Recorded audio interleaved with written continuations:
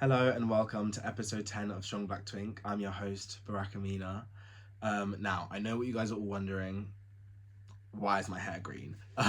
I'll get to that in a moment. First things first, what's hot this week? Honestly, I don't think there's any new music that's come out that's been like really good or wowed me personally, but I have been listening to Bounce by Saucy Santana. And honestly, like, I know everyone kind of sees him as a bit, well, I feel like from what I see online, people kind of see him as a joke rapper, but I actually really like his first album. Was it called Wake It Up? I had that on repeat. Like I actually love that unironically. But I love Bounce. And I think he had that song with Lato. Who got like sampling Beyonce. I didn't think it was the Booty song. It wasn't that good in my opinion. But Bounce, I feel like he's back in his element. Like it's giving Shisha Part Two. Um, and empty the clip. I'm emptying the clip at motherfucking Sailor, the R&B girl.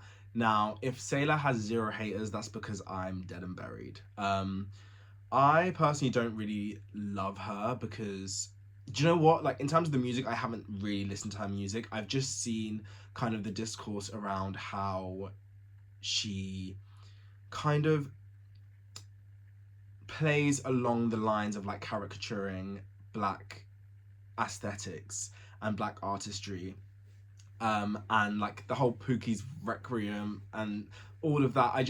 It gave cringe, but that was all fine. I was like, you know what, girl, like you're cute, you've got a good branding, you're getting people talking. It was giving Aquafina like with a fucking R&B beat behind her, but hey, let the girl cook. Um, but I think it was when she had then painted her teeth black. I think it was something to do with her culture.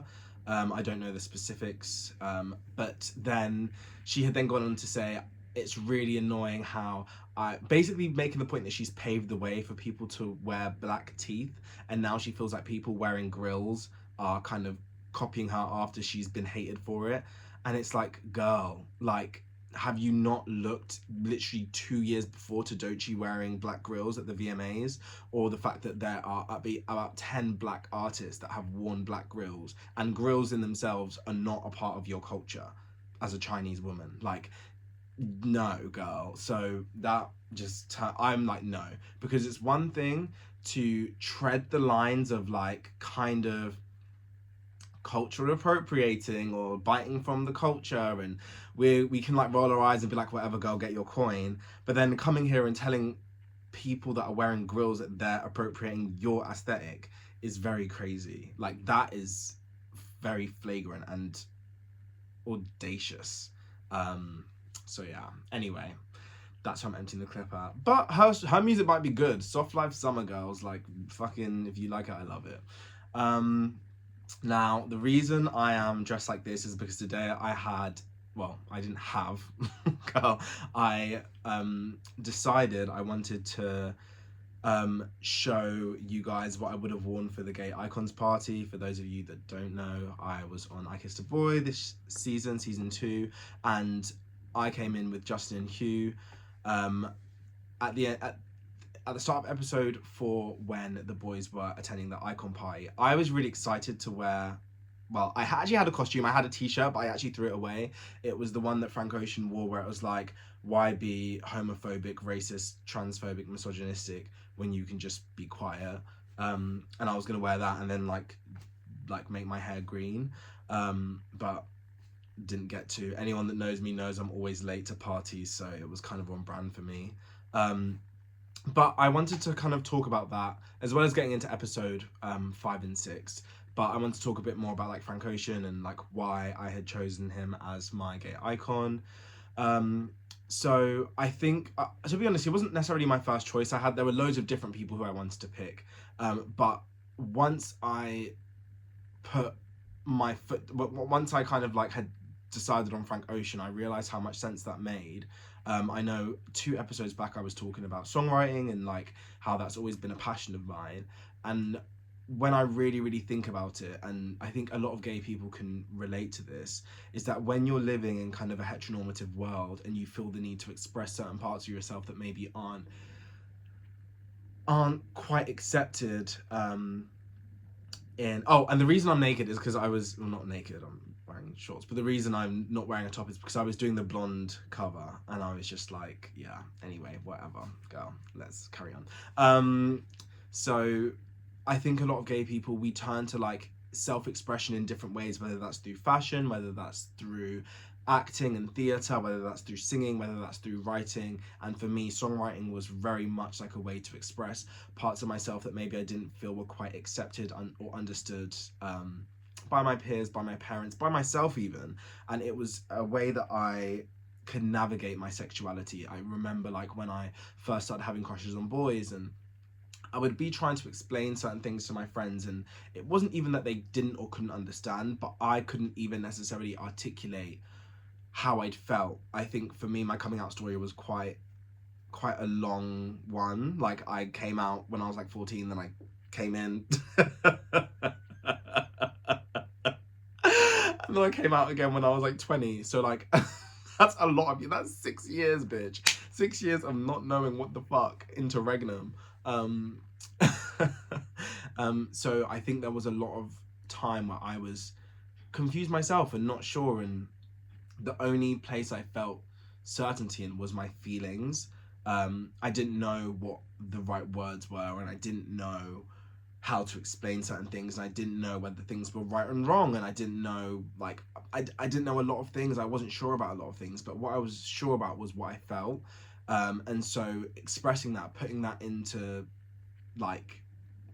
poetry or journaling, or for me songwriting, was a way to really honor my feelings. And I had like a few people, like, for example, I think that's also why for me a massive thing that I say is, you feel how you feel. No one can tell you that how you're feeling is necessarily not the case. Like, if you're mad, you might not be right to be mad, but you are mad.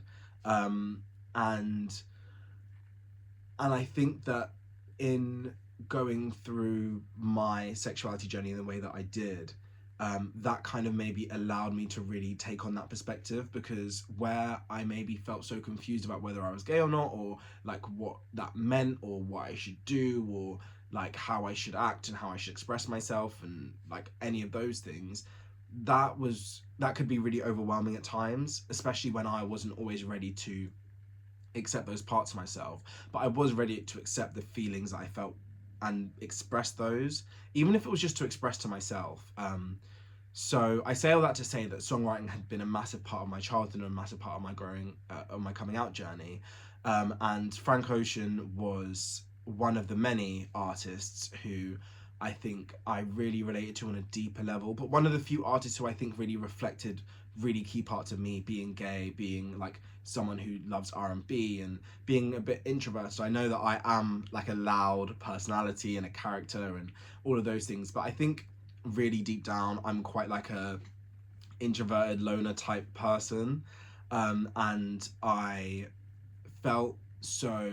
always felt so seen listening to Frank Ocean's music, as like someone that's kind of like a bit more moody, and he's a water sign as well. And he talks a lot about, like, even in his music, he was like kind of went from bi-curious to bisexual, and like seeing that journey, listening to it through the music is so interesting, especially Channel Orange. But yeah, I think that he was someone that, when I went from maybe being 13, 14 and just writing songs as a way to journal, to maybe being 16, 17 and being like, okay, maybe one day I would like to actually be a performer and be an artist and be a singer. He was someone that I really needed at that time, because his music isn't, it's not necessarily on the radio, and it's not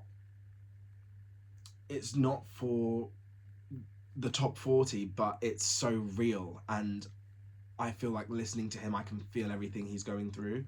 And I think, like, similar to how SZA was for the Awkward Black Girls, and like showing us the ways in which we are allowed to express ourselves and be ourselves, and all the intricacies of what it is to, for example, like grow up in like a white neighborhood and maybe feel like you're then unlucky in love. I feel like so many of those things I related to, yes, when I was, from both Frank Ocean and SZA, to be honest, but in terms of Frank Ocean, both when I was in school and closeted and struggling with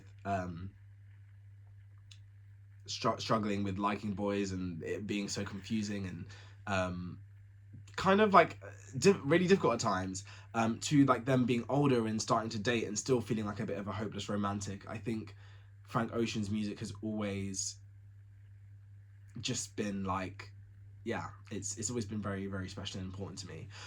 So yeah, I wanted to do kind of a post honoring that and honoring him, because even though I didn't get to do that on the TV, which I mean that's not on the show, he is someone that is really important to me, I guess. So yeah, that is that on Frank Ocean. I feel like, okay, and if I was to do my top 3 favorite songs from him, I would definitely say Self Control. But then top 3 is so hard because now I'm thinking of a billion songs. I would say Forrest Gump. Or and I would probably say Nights. Yeah, those would be my 3. Oh, so hard because I would do Solo and then I would do Future Free. Oh no, it's done. It's done. I'll say Nights, Forrest Gump, and Self Control. Those are my top 3 Frank Ocean tracks for now, but they might change. And I think like in terms of the music that I make, I wouldn't necessarily say it is like Frank Ocean's, but I think he is a massive inspiration for like how I write music, and the inspiration, like even like people like Solange and Lana Del Rey. I know she's a question for the culture, but I think people that aren't scared to be subversive and a bit weird and go against the grain, because that's what works so well and that's why they resonate so well with audiences, or with me at least. So yeah, now back to episode 5 and 6. To be honest, I actually only just watched them now because I just came back from holiday, jet lag, blah blah, whatever. You don't need to know any of that bullshit. I'll kind of go through the highlights because I also don't want this episode to be too super long. With the kiss off, it was so great watching it back, and I feel like it was nice to watch everyone's stories develop. In terms of me and Jack D, I felt like at that time it was a chance for me to like maybe repair the damage, but like obviously going like through the episodes, I think it was then also nice for us after the like fruit situation, the fruit challenge, to then be like, okay, well we might have repaired the situation of like maybe trust and communication, but does that mean that we are right for each other? No. And I think for me, I had gone into the Masseria wanting to go about things differently and wanting to maybe be a bit more open-minded. I think I'm someone that like, I was just saying to someone the other day, like if I go shopping, for example, if I go into a shop and I don't like what I see within the first like 3 clothes, I'm gonna leave, even if it's not even my section. Like I think I find it really easy to just like back out of things, so I wanted to give myself the challenge to, I guess, like I don't know, explore in a different way. And I think it's the same for all of the boys. Oh girl, what am I doing? Sorry, I'm fidgeting with everything. I think it was the same for all of the boys, but I think, as I said in previous episodes, Jack genuinely did teach me a lot about like dating with intention. So I, again, even within that situation, I wouldn't change it a lot. Just maybe be more clear. But anyway, whatever, girl, let's not beat a dead horse. Back to the fruit challenge. I'm gonna do a speed round because I will waffle on and on and on. I think my main takeaway from that was like, low-key, people are eating me up, but they're kind of right. And obviously the thing in the Masseria is you don't have like years and years and years to figure out like, oh, will I like this person? Will I not? Will this develop? Will it not? Like it's not a slow burn environment. So even though like I was happy like maintaining a friendship with Jack D and seeing if that was gonna like progress romantically, like it didn't have necessarily a initial romantic spark from either side, and so I felt like it was the best that like, you know, when he wants to get to know other people and I didn't know what other new connections might be possible, that we gave each other like the full space and support to like do that. So I felt like it was kind of the best conclusion of that. And I do remember kind of thinking like, not that it's ironic, that's not the right word, it was just, it was funny because I think I can go from being someone that's like a very passionate person, someone that's a very reserved person, even with someone like, if there's like an initial romantic spark and we get on really well and we have loads of chemistry, I might still be really reserved. And I might also be the complete opposite. And I think that sometimes that can throw, like in my real life I'm talking about now, that can throw boys in a bit of a loop, because it's like, what the hell happened to this boy that was like all over me, or what the hell happened to this boy that literally was like 6 foot away like it was fucking COVID again. And honestly I think that for me a lot has to do with social with overthinking. I was saying to one of my friends the other day that I think with like sexuality and expressing myself, like in terms of physical sexuality, not like gay straight sexuality, like my personal sexual expression, I feel like a lot of my reservedness comes from like overthinking. I am a massive overthinker, and as a result of that, I feel as though like in overthinking I struggle with like connection to my own body, and so the thought of someone else having access to your body when you don't have access to your own body is kind of, sometimes it can be like really like bewildering, and like I then don't like that, if that makes sense, which then can make me very reserved, which I'm like, again, that's not me saying that that is the case necessarily with Jack D. I think two things can be true at once, that like we probably did need to call it at that point, because like other couples were progressing a lot more smooth, like in the direction that is expected, and we weren't. But I was also thinking like, you're on a show called I Kissed a Boy and you're a least passionate person. Like, this isn't I wrote a fucking poem for a boy, but maybe you would have won that one. And then we get to, after that I think it was birthday boy Alex's entrance, and I remember that night, like it was, for me, I was like, right, well, Braca, enjoy the next couple of days because you're gone. So like whatever happens from now, like just enjoy your time, enjoy like continuing building like the friendships you've built in the Masseria. And then Alex came in, and initially I was a bit like very like beautiful gowns, like a very handsome guy. But I didn't know that there would necessarily be like a romantic connection between me and him. So when he picked me for the date, I was like, oh, stupid bitch.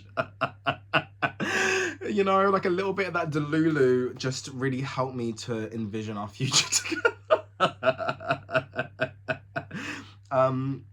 But to be honest, like I think I knew, like obviously coming in that late, it's such a hard task. Like even for me, like coming in later, it was difficult to navigate the experience, and so like I kind of understood and sympathized with Alex for like trying to do the best that he could to find his right connection, if that makes sense.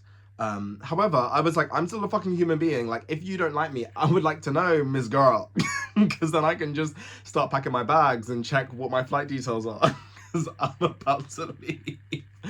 And then obviously new boy, birthday boy Alex comes in, and that I think was a very interesting time.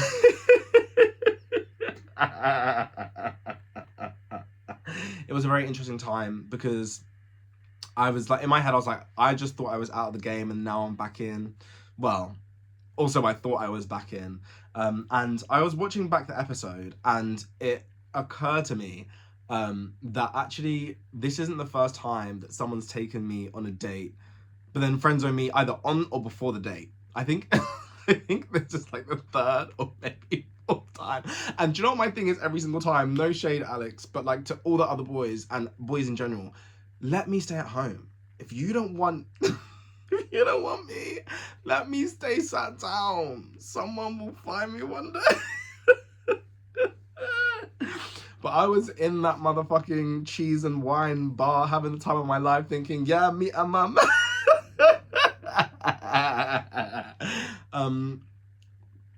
But yeah, to go back to like the situation.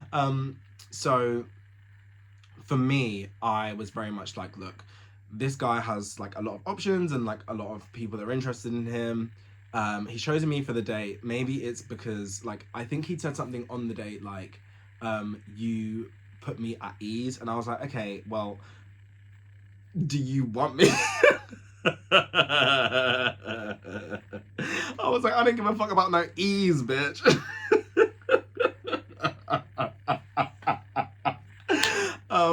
So I think I did something at the start of the episode like, oh, I'm very good at getting what I want out of boys, which is the truth, like in terms of the truth, which I think is very true. And my whole thing, and I think I again said this on the date, was I've grown up in a lot of situations where people, like I've seen people in marriages with people that one person loves the other person and the other person hates that same first person. And so if a guy doesn't want me, I do not want him. Like, I'm not interested. I'm not interested if you kind of slightly like me, if you think I might be a bit pretty, if you like my personality, if I put you at ease. Like, I don't want any of that, because my mind, even on the first date, always goes to, in 30 years time, if we got married, would you hate me because you felt like you could do better, or like you felt like you didn't really like me in the first place? So if you don't like me, I'd want to know now and today, so like we can just part ways. So as a result of that mentality and like I guess seeing that growing up, you know,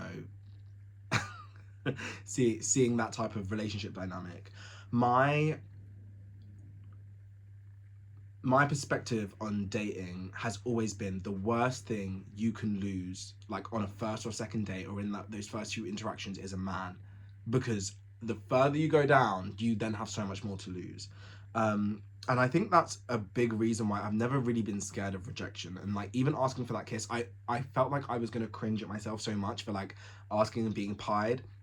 But I remember at the time thinking, if he says no, then you can just move on and you don't have to like worry yourself about whether or not he likes you, type thing. So yeah, like I think that would be my biggest advice going forward, is that like at the end of the day, if a guy doesn't like you, you're either gonna find out tomorrow or in like 10 years. Do you want to find out tomorrow or in 10 years? For me, tomorrow is always better. So yeah, except for that, is there anything else that, oh, the talent show. Obviously the talent show is probably one of my best memories in the Masseria. And getting to the read off, yeah, that was a fun experience. I don't really have much more to say about the show. What else is there to really say? Stream the show on BBC iPlayer. Episodes 1, 2, 3, 4, 5, and 6 are out. And yeah, that's that. With that, I'm gonna leave you and I'm gonna take a shower and wash this fucking green out my hair. But yeah, take care. Bye.